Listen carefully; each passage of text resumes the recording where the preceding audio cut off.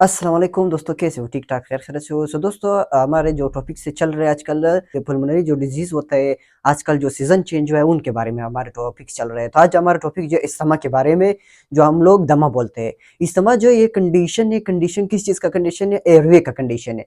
हमारा एयरवे जो है वो नैरो होता है, तंग होता है, और एक्स्ट्रा म्यूकस जो है उधर बनता है। एक्स्ट्रा म्यूकस मतलब जो है वो बलगम को कहते हैं। उधर म्यूकस बनता है, और नैरो होता है और स्वेल होता है। फिर जो है शॉर्टनेस ऑफ ब्रेथ होता है, हम लोगों को सांस लेने में दुश्वारी होता है। दोस्तों, इसके काज की तरफ आएंगे, किस वजह से होता है। काज में जो है हम इन्फेक्शन के ऊपर भी ये डिपेंड करता है। इन्फेक्शन जब होता है तो मतलब जिस जगह का भी इन्फेक्शन होता है आपने बर वक्त इलाज करवाना है, क्योंकि इन्फेक्शन की वजह से बहुत बीमारियां काज होता है। इन्फेक्शन की वजह से हो सकता है। और दूसरा जो है ये इम्यून सिस्टम के ऊपर डिपेंड करता है। जब इम्यून सिस्टम आपका कमजोर हो तो ये इन्फेक्शन पैथोजन जरासीम जो है आपके ऊपर अटैक करवा सकता है। और दोस्तों, ये एलर्जी के ऊपर भी डिपेंड करता है। जब बंदे को एलर्जी होता है तो बर वक्त इसको इलाज करवाना चाहिए। अगर नहीं करवाया तो ये डिजीज की तरफ जा सकता है, जैसे ब्रोंकाइटिस, एस्थमा, नमूनिया, मतलब बहुत ज्यादा बीमारी जो हम लोग आजकल डिस्कस कर रहे हैं।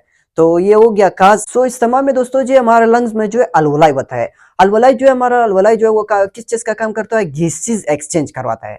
जब इस्तेमाल होता है तो अलवलाई जो है सही तरीके से काम नहीं करवाता है, तो हम लोगों को सांस लेने में दुश्वारी होता है। अलवलाई जो ये बहुत ही बड़ा काम करता है हमारे लंग्स में, गैसेज एक्सचेंज करता है। दोस्तों, इसकी रिस्क तरफ आएंगे कि हम लोगों को किस चीज से बचना चाहिए, या मतलब किस में ज्यादा जो है इसका चांसेस बहुत ज्यादा है।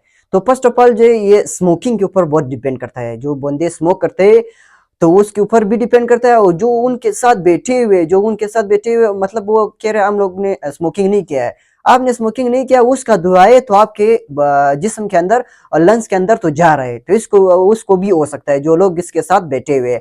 सेकेंड आ गया डस्ट के ऊपर भी डिपेंड करता है। जो लोग मतलब मिट्टी इस चीजें से मतलब मिट्टी हो गया, इस तरह दुआया वगैरह हो गया, इसके ऊपर भी डिपेंड करता है। और तीसरा आ गया ये परफ्यूम के ऊपर डिपेंड करता है। जब आप लोग परफ्यूम लगा लेते हो तो उसका जो है ड्यूरेशन जो है 24 घंटे, दिन दे 2 दिन ये हो सकता है, क्योंकि आपने इधर परफ्यूम लगा दिया। आप इसका खुशबू आप जब आप हर बार सांस लेते हो उसका खुशबू आपके नोज के थ्रू आपके बॉडी में जा सकता है। और जो बंदे जो एलर्जी होते हैं उनको भी हो सकता है, और ये जो है कोल्ड एयर की वजह से भी हो सकता है। जैसे कि आजकल सीजन चेंज हुआ है, कोल्ड एयर है। जब हम लोग कोल्ड एयर इनहेल करते हैं, उसके बाद हम घर आते हैं तो उधर कमरा गर्म होता है, उसके बाद वो गर्म होता है, कमरा गर्म होता है और बाहर जगह जो है वो कोल्ड होता है, इसकी वजह से भी हो सकता है। दोस्तों, ये हो गया रिस्क की सिम्टम्स की तरफ आएंगे।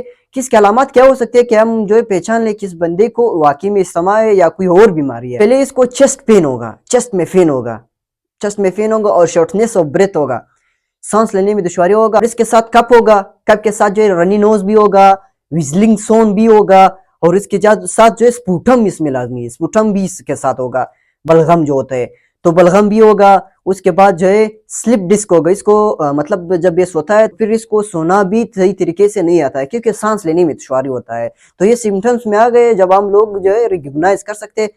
तो इसमें जो है फीवर भी कॉमन है, फीवर भी हो सकता है। फीवर हो गया, जैसे रनी नोज हो गया, ये सारे एक जैसे डिजीज है, थोड़ा बहुत फर्क है इसमें। अभी इसके कॉम्प्लिकेशन की तरफ आएंगे कि दोस्तों अगर हम लोगों ने ब्रोक इलाज नहीं का कॉम्प्लिकेशन इसका क्या हो सकता है। कॉम्प्लिकेशन में दोस्तों इसको जो है ब्रोंकाइटिस की तरफ जा सकता है। ब्रोंकाइटिस के बाद जो है ये जो है सांस लेने में दुश्वारी होता है, तो ये डेंजरस भी हो सकता है। दोस्तों, बर वक्त हर चीज का इलाज कराना, जैसे कि आपके सर में दर्द हो तो आपने इसका भी बर वक्त इलाज करवाना है, क्योंकि ये मजीद बढ़ जाता है, छोटी बीमारी से बड़ी बीमारी बन जाता है। टेस्ट की तरफ आएंगे, हमने टेस्ट में क्या करवाना है। टेस्ट में जो है आपने फिजिकल एग्जामिन करना है कि बंदे को वाकई ये है। अगर आपने पहचान नहीं लिया, उसके बाद आपने जाना है ब्लड टेस्ट। ब्लड टेस्ट में हमने सीबीसी में हमने व्हाइट ब्लड सेल देखना है।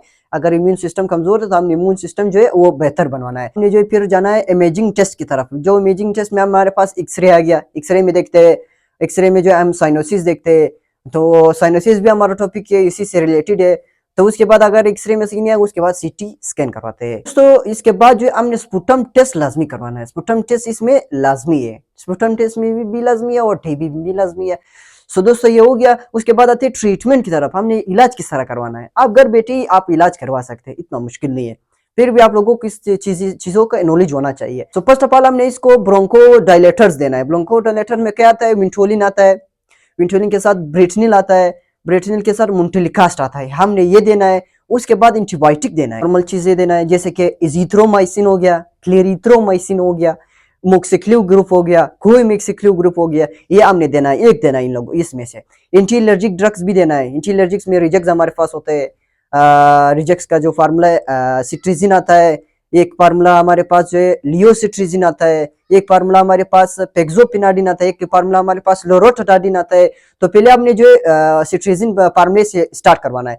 ज्यादा से मेरे बंदे देखा है, जो बंदा कोई मेडिकल या किसी हॉस्पिटल कोई किसी जगह जाता है, वो लोग जो है वो पहले इसको आई एंटीबायोटिक देता है। आई एंटीबायोटिक आप क्यों देते हो? जब ये नॉर्मल चीज से स्टार्ट होता है तो आप आई एंटीबायोटिक खाई चीज क्यों देते हो यार? ये बहुत ही गलत आजकल चल रहा है। सो दोस्तों, जब बंदा कोई नॉर्मल चीज से ठीक होता है तो आपने आई एंटीबायोटिक नहीं देना है। जब आप बंदे को आई एंटीबायोटिक देते हो, अगली बार ये जाता है तो ये जब आप नॉर्मल चीज देते हो इससे ये ठीक नहीं होता है, फिर आपने आई एंटीबायोटिक, जब ये आई एंटीबायोटिक का आदि बन जाता है तो फिर आई एंटीबायोटिक से इनका काम नहीं होता, आप इंजेक्शन की तरफ जाना है, तो ये बहुत ही खतरनाक हो सकता है। जब बंदा छोटी चीज से बेहतर हो सकता है तो आपने वही देना है। ये बात जो है ध्यान में रख लेना है। हो गया दोस्तों, अगर बंदा इससे ठीक नहीं हुआ, सही से बंदा अगर मेडिसिन से ठीक नहीं हुआ, मैंने कहा आपने कहा आपके पास कितने फार्मूले कितनी चीजें, आपने जो है पस से स्टार्ट करवाना है। पस से ठीक नहीं हुआ, सेकंड से स्टार्ट करवाना है। सेकंड से ठीक नहीं हुआ, थर्ड, फोर्थ, फाइव। अगर इससे ठीक नहीं हुआ, आपने जो है स्टेरॉइड की तरफ जाना है। स्टेरॉइड आपका काम करवा सकते हैं, खतरनाक है, फिर भी आपका काम करते इतना खतरनाक नहीं है।